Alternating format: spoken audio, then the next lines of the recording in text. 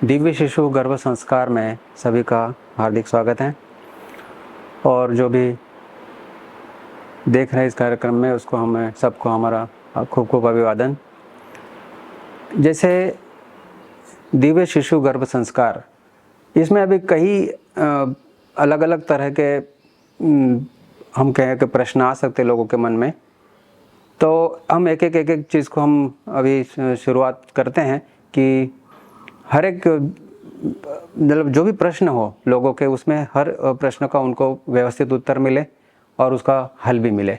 सबसे पहले हम ये देखते हैं कि आजकल के जो जीवन शैली है उसमें लोगों में सबसे बड़ा प्रश्न होता है कि निस्संतान को संतान कैसे प्राप्त हो। हमारे पास भी कई लोग आते हैं, पति पत्नी जो जिनका कुछ दिन पहले जिनका विवाह हुआ होता है और कई प्रयास करने के बावजूद भी उनको संतान नहीं होता।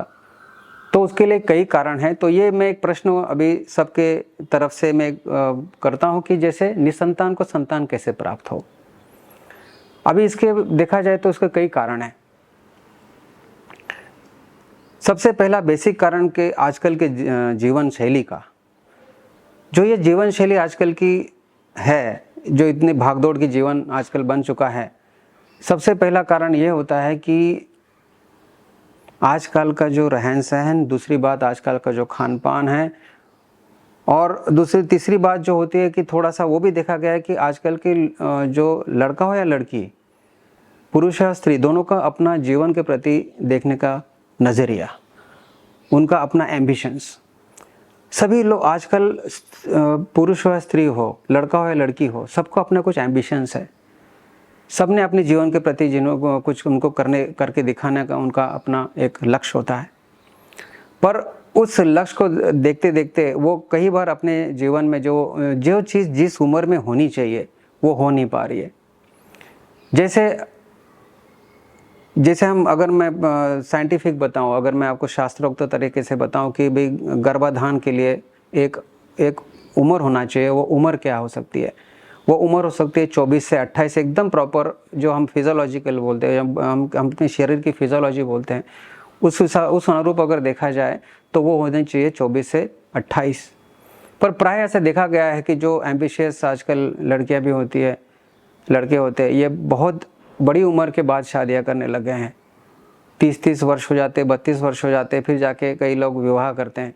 तो जो फिजियोलॉजी, जो हमारे शरीर की फिजियोलॉजी, जो हमारे ऑर्गन्स को दी होती है, जिस वक्त जो होना चाहिए, वो ऑलरेडी टल जाता है वो समय। फिर भी कईयों को होता है, वो बहुत मशक्क़त के बाद होता है। तो हम ये समझते हैं अभी आजकल की कुछ कारण, ये कारण मैं आपको एक जनरल बताया कि केवल जो आजकल की जीवन शैली के कारण हो सकता है, और माना जाता है कि ये है, इसका भी कई लोगों ने उसका प्रूफ दिया है। दूसरा कारण कई, जैसे देखा जाए कि जो स्त्री बीज जो बनना चाहिए स्त्रियों के शरीर में, वो व्यवस्थित नहीं बनता है, तो ये स्त्री बीज का बहुत ज़्यादा बड़ा कारण है। तीसरा कारण होता है कि अगर पुरुषों में शुक्र की कमी होती है, वो शुक्र भी वो एक बहुत बड़ा कारण है। और बाकी अगर कुछ बीमारी के कारण अगर हो तो वो अलग चीज़ होती है। किसी को मानो बचपन से ही अगर किसी को अगर गर्भाशय की साइज़ कम हो, पुरुषों में अगर वो टेस्टिकल्स अगर व्यवस्थित डेवलप ना हुआ हो, अनडिसेंडेड टेस्टिस हो, तो इस तरह से अगर वो बहुत कम होते हैं कारण, मतलब वो बहुत उसका वो रीज़न मतलब बहुत कम देखा गया है। फिर भी वो भी देखा गया है कि वो भी एक कारण होता है कि जो अप्लास्टिक यूट्रस होता है, जो जिसकी साइज़ जितनी प्रॉपर होना चाहिए वो नहीं होता है, वो भी एक कारण होता है। और ये जो कारण होते हैं, इसका सॉल्यूशन अभी कई हद तक तो हम सॉल्यूशन दे सकते हैं। मतलब आजकल के जो कारण है, लाइफस्टाइल के कारण अगर किसी को रुकने में दिक्कत होती है तो वो हम उसका बिल्कुल हल दे सकते हैं। तो हम उस हल की तरफ हम तो जाएंगे, पर हम आजकल जो मेन कारण जो होता है, जो आजकल के बीज, अगर स्त्री के बीज और पुरुष के शुक्राणु, ये मेन समझ लो, ये सबसे बेसिक 90% मान लो कि ये कारण है कि स्त्री में प्रॉपर बीज न बनना और पुरुषों में बराबर शुक्र न होना, या उसकी संख्या कम होना, या मोटिलिटी कम होना। ये सबसे बेसिक कारण आप मानते हैं। तो अभी स्त्री बीज आजकल के जो रहन सहन है या आजकल की लाइफस्टाइल में ऐसा क्यों हो रहा है? जो पुराने ज़माने में, अगर आज के 50 साल पहले अगर देखा जाए जीवन, 50 साल पहले जीवन में तो हमने देखा कि बच्चा रोकने के लिए, मतलब वो उनको रोकने के लिए कुछ प्रयास करते हैं कि भाई जल्दी ना हो। पर अभी ऐसा है कि होने के लिए परेशान नहीं है। पहले ज़माने में कुछ साल पहले ऐसी थी कि बच्चा ना हो उसके लिए प्रिकॉशंस लेते थे, और अब ऐसा है, समय आ गया है कि हो ही नहीं रहे हैं।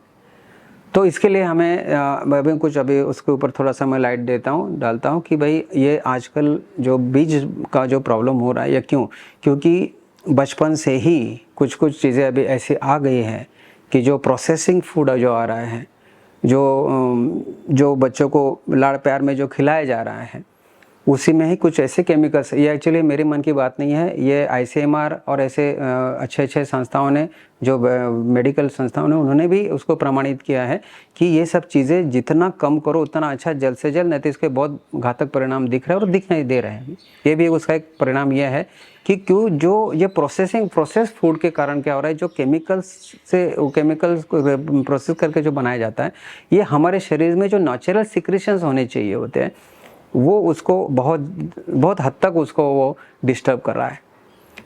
एक ही एग्जांपल बता देता हूँ। जैसे अभी प्रोसेस फूड में अगर हम जो पैकेट्स का फूड होता है, जो पैकेट्स खोल के जो खाते हैं, जो बोतलों में भर के रखते हैं कई दिनों तक, फिर हम जो खाते हैं, जो भी कई दिनों तक टिकते हैं, स्वाभाविक है कोई भी जो पैकेट फूड होता है, जो प्रोसेस फूड होता है, उसको लंबे समय तक टिके रखना है, उसका स्वाद भी लंबे समय तक टिके रखना है, उसका लोगों को खाने के बाद उसमें न्यूट्रिशन के भी वो उन्होंने ख्याल किया होता है।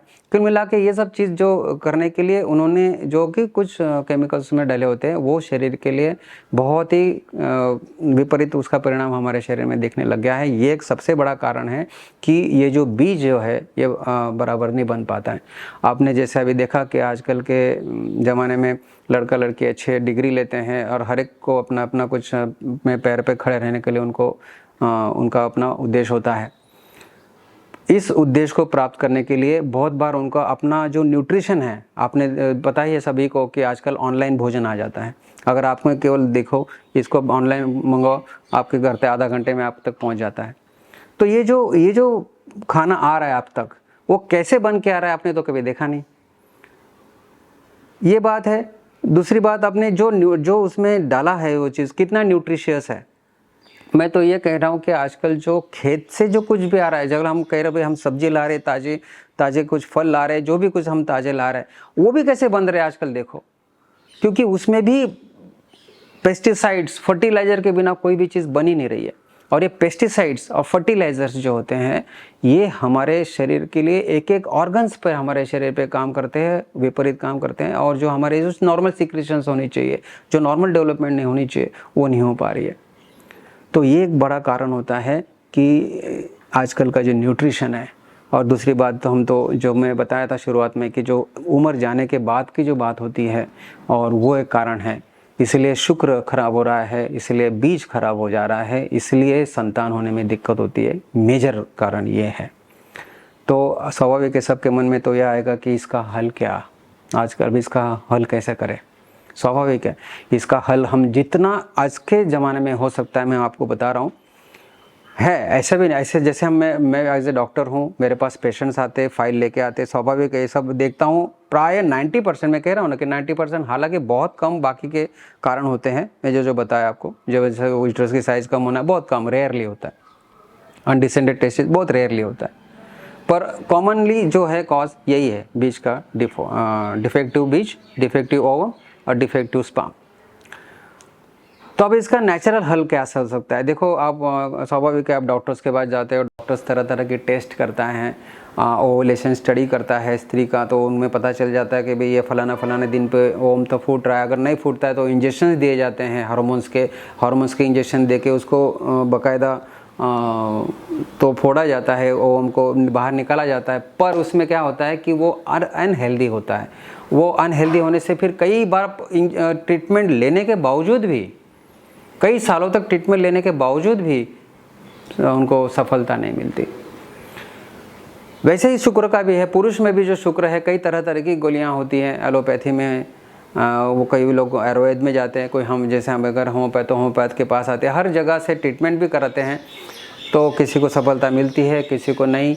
तो मैं ये जो अभी मैं किसी पर्टिकुलर दवा का हम बात नहीं करेंगे, क्योंकि मैं एज ए होम्योपैथ हूँ तो मैं होम्योपैथी की दवा बताऊँगा, ये मुझे उचित नहीं लगता। क्योंकि वैसे भी हम दवा जनरल बताऊंगा तो कोई उपयोग नहीं है, क्योंकि पेशेंट सामने आने के बाद ही हम जो हिस्ट्री लेते हैं या उनको देखते हैं, फिर हम जो दवा निकालते हैं वो दी जाती है। जनरल मेडिसिन का नाम तो वैसे ही बता सकता हूँ, पर पर्टिकुलर अगर किसी पेशेंट को देना है तो हमें सामने पेशेंट होना चाहिए होता है। फिर भी मैं आपको जनरल हल जो होता है, जो हम नेचर के सहारे अगर हम जाएँ तो काफ़ी हद तक हम, मैं तो कहूँ कई बार तो इसी में ही रिजल्ट मिल जाता है। तो हम उस बारे में थोड़ा डिस्कस कर लेते हैं कि हमें इसका हल क्या है। जिनको निसंतान से अगर संतान चाहिए है तो मैं तो कहूँ थोड़ा सा कारण कुछ भी हो, कारण कोई भी हो, अगर हम जो अभी बता रहे हैं अगर यह कर सकते हैं तो आपको उसका हल मिल सकता है।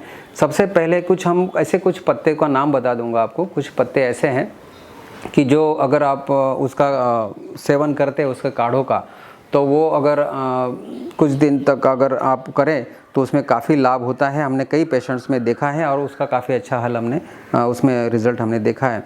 जैसे अगर वो सवेरे सवेरे उसका काढ़ा पीना है, कुछ पत्तों का नाम जो नेचर में बताओ, जो नेचर में अवेलेबल है, आपके घर के अगल बगल में अवेलेबल है, तो वो चीज़ आपको अगर आप करते हैं तो जैसे कि इमली का पत्ता, इमली का पेड़ तो सबको पता है। इमली जो खट्टी इमली जो हम रसम में डालते, दाल में डालते, सभी को पता है। तो इमली का पेड़ सबको पता है। अगर उसके पत्ते खट्टे पत्ते होते हैं, अगर थोड़े से पत्ते ले लिए, एक व्यक्ति के लिए इतना, एक मुट्ठी समझ लो, दो व्यक्ति के लिए 2 मुट्ठी, छोटे छोटे पत्ते होने से इतना ही लेना होगा।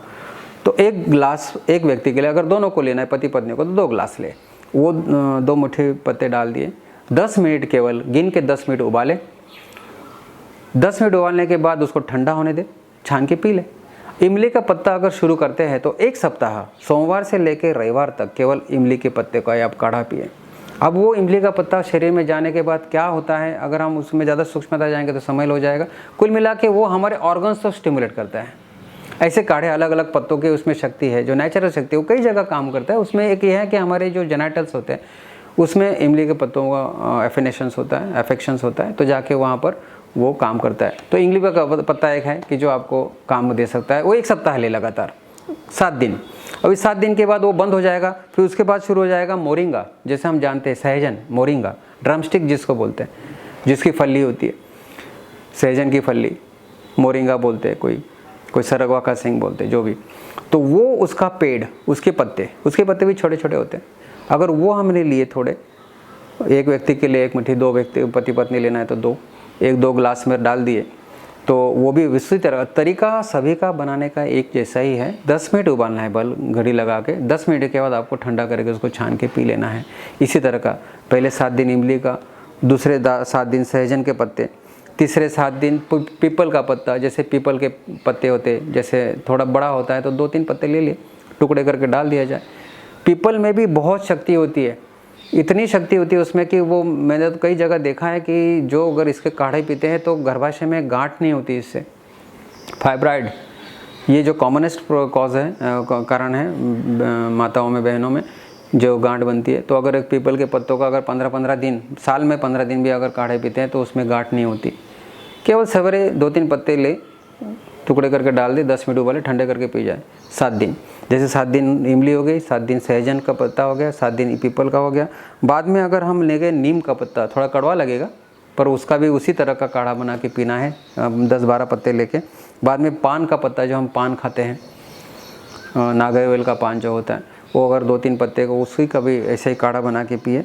फिर कंघी के पत्ते, कंघी बहुत एक अच्छा पेड़ है जिसको कंघी, या तो उसको दूसरा नाम है अतिबला, जो अभी बरसात के दिनों में बहुत रास्ते के किनारे में आ जाती है, अतिबला। आप उसको अगर गूगल करके देखेंगे तो उसका ऐसा छोटा फूल होता है, ऐसा गोल फूल होता है, और उसके पत्ते, तो वो कंघी में भी इतना बल है, उसका नाम ही अतिबला है दूसरा। अगर अतिबला में उसका काढ़ा पिए तो भी आपको उसका आराम मिल सकता है। और बाद में जैसे आम का पत्ता है, आम का पेड़, वो भी हर जगह मिलता ही है, उसके 2 पत्ते लिए, उसका भी आपने काढ़ा बना के पिए 7 दिन। ये सभी चीज़ों का 7-7 दिन करें। देखो परिवर्तन हमारे शरीर में धीरे धीरे होता है, ऑर्गन्स धीरे धीरे स्टिमुलेट होता है, पर होता है, हमने कई जगह देखा है। क्योंकि आखिर में आपने इतने भारी भारी इंजेक्शंस लेते हैं, इतना सारा ट्रीटमेंट करने के बावजूद भी अगर कुछ हमें रिजल्ट नहीं मिलता है तो हमें नेचर के सहारे जाना चाहिए, नेचर के सहारे जाना चाहिए। तो ये होता है। उसके बाद कुछ ऑयल भी होती है, कुछ तेल होते हैं। अगर वो तेलों का भी सेवन हमने कच्चा पिया जाए, क्योंकि ऑयल एक्चुअली ये रॉ फॉर्म में अगर हम पिए तो हमारे शरीर में बहुत अच्छा काम करता है। तो जैसे नारियल तेल होता है, कुसुम का तेल होता है, राम तिल तेल होता है। राम तिल, नारियल तिल तेल अलग होता है, राम तिल तेल अलग है। उसको राम तिल को नाइजर सीड ऑयल बोलते हैं, कुसुम के तेल को सैफ फ्लावर ऑयल बोलते हैं, और नारियल तेल को कोकोनट ऑयल। तो ये कोकोनट ऑयल तो आपको मिल ही जाएगा बाज़ार में, कुसुम का तेल भी मिल ही जाएगा, सैफ फ्लावर भी लगभग मिलता ही है। अगर नहीं मिलता तो ऑनलाइन ले सकते हो आप, मॉल में होता है। और नाइजर सीड ऑयल जिसको रामतिल तेल मिलते हैं वो बोलते हैं, वो आप ले आ सकते हो। ये 2-2 चम्मच आप इस ऑयल का भी अगर सेवन करते हैं एक सप्ताह, काढ़े के आधा घंटे के बाद समझ लो नारियल तेल शुरू किया तो 7 दिन नारियल तेल, 7 दिन रामतिल तेल, 7 दिन कुसुम का तेल। तो अगर उस तरह से आप पीते हैं तो भी आपके शरीर में मतलब वो जो ऑर्गन्स है वो ऑर्गन्स पे स्टिमुलेशन मिलता है और वो कार्यान्वित होता है, और जो ओहम कमज़ोर बनता है वो बलिष्ठ बनने का काम होता है। ये हमने कई पेशेंट्स में किया है। किसी पेशेंट्स को जल्दी रिजल्ट मिलता है, किसी में लेट। तो ये ना सोचना हमने 3 महीना हुआ फिर भी हमें कुछ नहीं हुआ, कोई कहता हमको 4 महीना हो सकता है कि 6 महीने के बाद मिले, हो सकता है कि 8 महीने के बाद आपको रिजल्ट मिले। तो आप चलते ही रखें, करते रहे, करने में कोई दिक्कत ही नहीं है तो नेचुरल, इसमें कोई नुकसान नहीं है। तो ये काढ़े बताए, काढ़े ऑयल का सेवन करें। और दूसरी चीज़ होती है जो हम आजकल आपको सभी को पता है, मिलेट्स, जो छोटे छोटे दानों का चावल होता है, अगर उसी का सेवन में, उसमें कुटकी जो है लिटिल मिलेट, अगर लिटिल मिलेट का सेवन करें भोजन में, अगर आप यूट्यूब देख सकते हैं तो उसमें देख सकते हो कि लिटिल मिलेट का फर्मेंटेड पोरेज कैसा बनाया जाए। तो फर्मेंटेड पोरेज अगर आप खाएंगे उसका, और है तो खिचड़ी बनती है, उसका पुलाव बनता है, चावल बनता है। बस इतना ही है कि बनाने से पहले 6 घंटा आपको पानी में भिगो के रखना है और फिर बनाना है। तो ये लिटिल मिलेट का सेवन, और बाकी भी 4 मिलेट्स होते हैं, kodo millets, foxtail millet, barnyard millet और ब्राउन टॉक मिलेट, ये एक दिन खाए, पर लिटिल मिलेट का सेवन ज़्यादा करें, जिसको कुटकी बोला जाता है हिंदी में, और बाकी के मिलेट्स कम खाएं। तो अगर इस तरह से आप करते हो तो नेचुरली कंज्यूमेंट हमने कई जगह देखा गया है। साथ साथ अगर आप कुछ भी कंसल्टेंट आपके पहचान के हो, होम्योपैथ हो या आयुर्वेद हो, अगर उनकी दवा के साथ साथ अगर ये न्यूट्रिशन का अगर आप करते हो तो हमने कई जगह गर्भाधान होते हुए देखा हुआ है। तो हम ये कहते जो निसंतान को संतान कैसे हो, अगर इस तरह से अगर हम चाहते हैं तो ये जो हमने बताया है तो ये आप करें तो बहुत अच्छी बात हो सकती है। अधिक जानकारी के लिए संपर्क करें महिला उत्थान मंडल द्वारा संचालित दिव्य शिशु गर्भ संस्कार केंद्र, संत श्री आशाराम जी बापू आश्रम, अहमदाबाद।